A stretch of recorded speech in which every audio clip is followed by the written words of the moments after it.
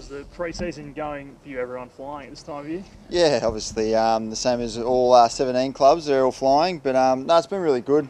Had a nice little break on the weekend, so the boys are refreshed and ready to get in a bit more game mode. And what about yourself personally? Have you had a full pre-season? Yeah, lucky enough to sort of get through another pre-season. No injuries at this stage, but yeah, no, I was able to do every session and body's feeling really good and getting ready for the NAB Challenge. Really successful first year at the Roos for you. What are you now aiming to get out of this year? Yeah, just to keep on improving. It's like any year, you just want to keep improving, and obviously our ultimate goal is the premiership. So we're striving for that again, and we got pretty close last year, but we know we've got a lot of work to do, and hopefully we can go a step further. On a personal note, this is, I suppose, the year that Carlton didn't want to contract you for. Do you still feel you've still got a bit of a point to prove in that regard? Probably not in that regard, but I just want to play my best footy for the club, and obviously it didn't work out there. But I'm really happy with the situation I'm in now, and like I said, I'm just here to give my all for the club. What's the main area that North needs to improve to become a genuine premiership threat? There's a few areas. Probably won't go into them all. We don't want to give away any of our little secrets, but we know that we probably need to stop getting scored against as much as we did, and that goes from the forwards to the mids to the backs. So yeah, there's a few things we're working on, and I feel like we've come a long way, even just since December. There's a few veterans obviously on the list, including yourself. Do you feel like it's getting close to your last tilt at a flag? I wouldn't say that, but it's pretty clear we've got a few blokes over the age of 30, and we know where we're at, and each individual sort of in that age bracket knows where they're at. But I think it makes us more determined to really want to have a good year this year, and probably not have the lapses that we had last year. And I know that's been a big focus of ours, and it's just going to be a really challenging year for everyone, but it's going to be really exciting too. You talk about that focus. How much, obviously there's a lot of work done on the track in the pre-season, but how much is actually done off the track? How much have you reflected on what happened last year and where things are going to need to be different this year? Oh, you reflect on them every single second of the day, really, and especially after the performance we sort of put in through the prelim wasn't the greatest. So you just continually just play them over in your head, and so I suppose you're just always focusing on it in a negative way, but in a positive way as well. It just drives you to get better and stronger, and hopefully have a better year this year. So really eat away that prelim like constantly, as opposed to something that you can set aside as you start. Yeah, it's still eating away at you now. With footy, you do learn to put some things away, but there are the other things that potentially drive you, and this is one of the things personally for me that's really driven me this year. So yeah, but I know everyone else is feeling the same, and obviously, like you said, we've got an ageing list, so it's just driving everyone even more. How many NAB Challenge games do you expect to play? What's your prep?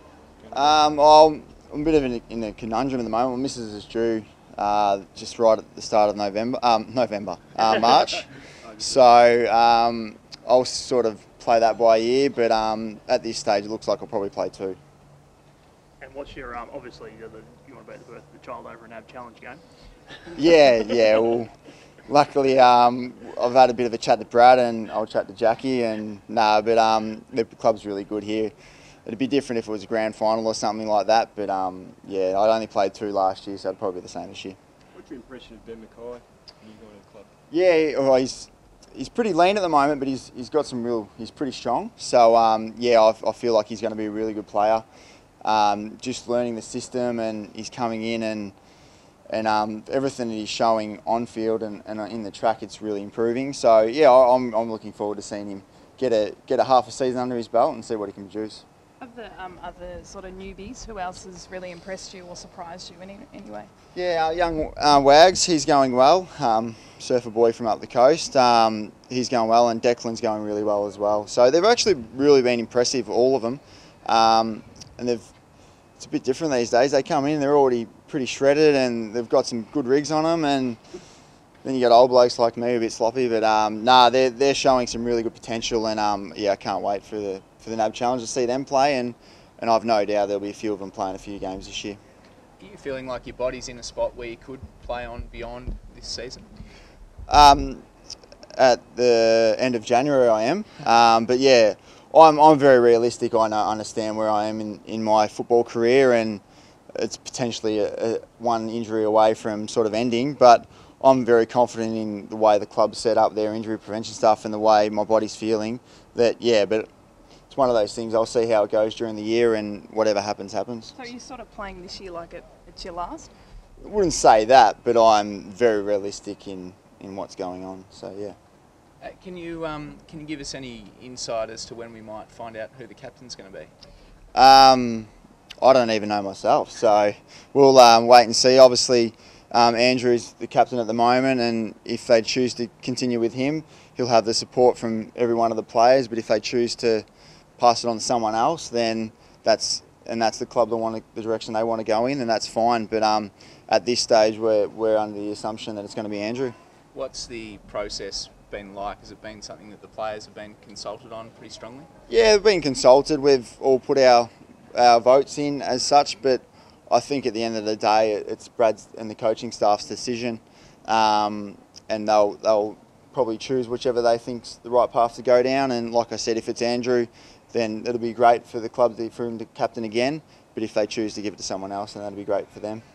And just in terms of, you mentioned you're realistic about how long you might have left. Does someone like a Boomer Harvey inspire you as someone that's coming to that end of their career, that he's still going so strong?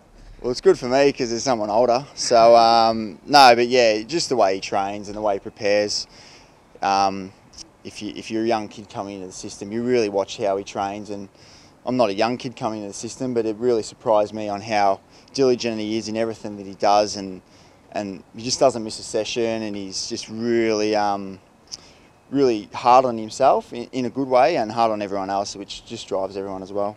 Aaron Black and Majak Dor competing for that sort of third tall spot, or to be part of that 3 tall forwards?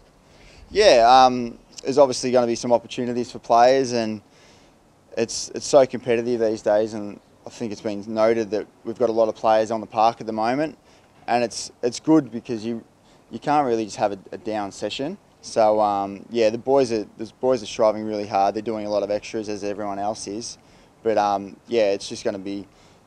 You know that this year, if you have a bad game, you're probably going to sit out the next week.